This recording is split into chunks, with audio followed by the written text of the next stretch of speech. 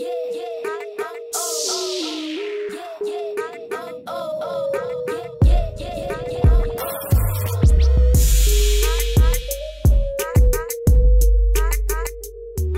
dan propulsi kapal. Yang pertama yaitu ada pengertian hambatan kapal. Hambatan kapal itu atau disebut dengan ship resisten itu merupakan gaya total yang bekerja berlawanan arah dengan gerak maju kapal ketika bergerak dalam air. Nah, gaya ini tuh harus diatasi oleh sistem propulsi agar kapal dapat bergerak dengan kecepatan tertentu. Besarnya hambatan itu dipengaruhi oleh bisa dari bentuk lambung, kecepatan, kondisi permukaan air, serta kekasaran permukaan badan kapal. Nah, secara umum, hambatan total atau disingkat RT itu dapat dinyatakan dengan rumus sebagai berikut.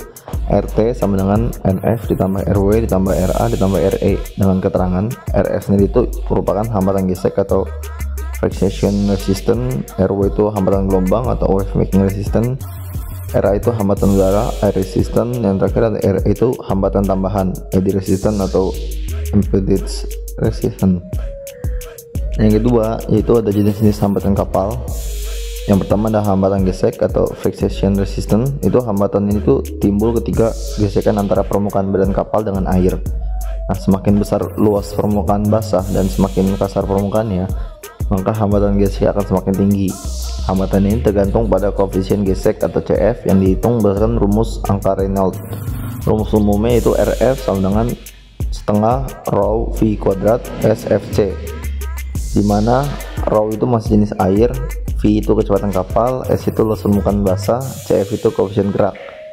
Yang B, hambatan gelombang atau wave making resistance. Hambatan ini terjadi akibat energi yang dibutuhkan untuk membentuk gelombang di permukaan air saat kapal melaju. Semakin cepat kapal, semakin besar gelombang yang dihasilkan sehingga meningkatkan hambatan. Hambatan ini sangat dipengaruhi oleh angka Freud. Rumusnya Fn sama dengan V per akar GL. Semakin besar Fn, maka efek gelombang juga semakin besar. Itu hambatan selanjutnya ada hambatan viskositas. Hambatan viskositas itu terjadi karena gangguan aliran air di sekitar buritan kapal atau daerah yang berbentuk streamline, yang berbentuk tidak streamline. Nah, itu menyebabkan pusaran atau eddy yang menambahkan hambatan. Yang keempat adalah hambatan udara. Itu disebabkan oleh tekanan air terhadap bagian kapal yang permukaan air seperti geladak, bangunan atas, atau muatan.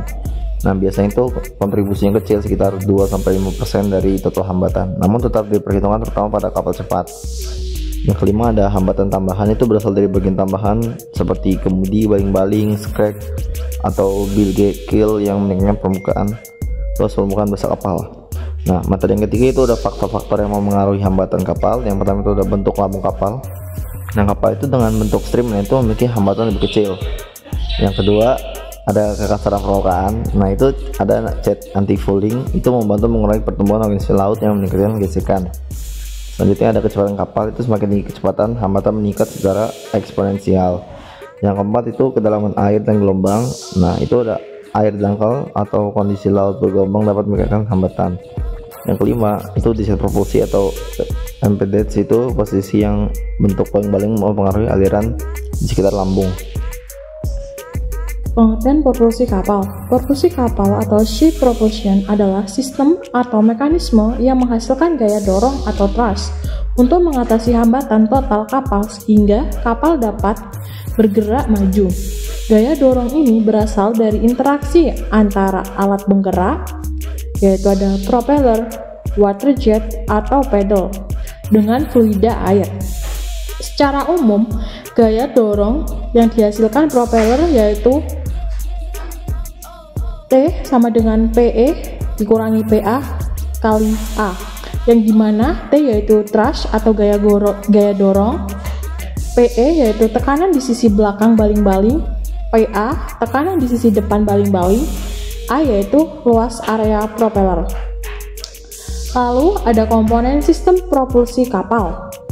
Sistem propulsi kapal terdiri dari beberapa bagian utama. Yang pertama, ada sumber tenaga atau primer mover yang umumnya berupa mesin diesel, turbin gas, atau motor listrik yang mengubah energi bahan bakar menjadi energi mekanik. Lalu yang kedua ada poros atau shaft system, yang dimana menyalurkan tenaga dari mesin ke baling-baling, terdiri dari intermediate shaft, strand tube, dan propeller shaft.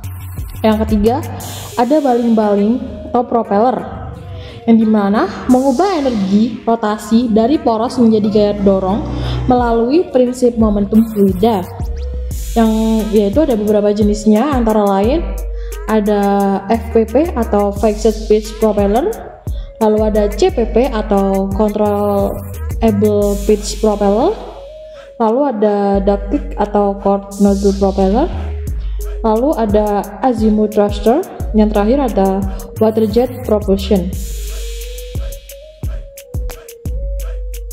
Lalu yang keempat ada rudder atau kemudi, yang dimana mengarahkan aliran air belakang propeller untuk mengubah kapal. Lalu selanjutnya ada prinsip kerja propulsi. Propulsi bekerja berdasarkan hukum aksi reaksi atau Newton, yang dimana yaitu biasanya ada di hukum Newton 3. Setiap aksi akan menimbulkan reaksi yang sama besar dan berlawanan arah. Itu kata hukum Newton 3.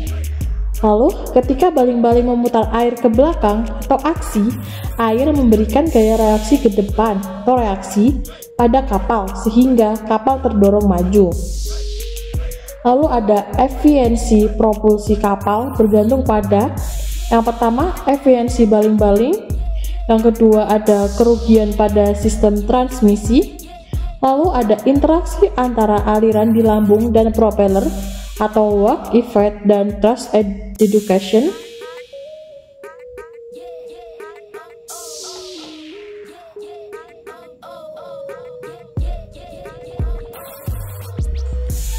Hambatan kapal menentukan besarnya gaya dorong thrust yang dibutuhkan dari sistem propulsi agar kapal dapat berlayar dengan kecepatan tertentu.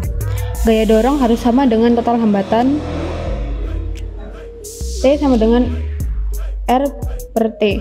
Jika gaya dorong lebih kecil dari hambatan, kapal tidak dapat mencapai kecepatan yang diinginkan. Karena itu, desain kapal selalu mempertimbangkan keseimbangan antara hambatan minimal dan efisiensi sistem propulsi maksimal. Upaya mengurangi hambatan dan meningkatkan efisiensi propulsi yaitu 1. Mendesain bentuk lambung yang streamline, 2. Menggunakan cat anti-folding untuk mengurangi kekasaran, 3. Mengoptimalkan desain propeller, ukuran, pitch, jumlah daun, 4. Menerapkan sistem propulsi modern seperti azimuth thruster atau water jet, 5. Melakukan perawatan rutin pada lambung dan sistem propulsi.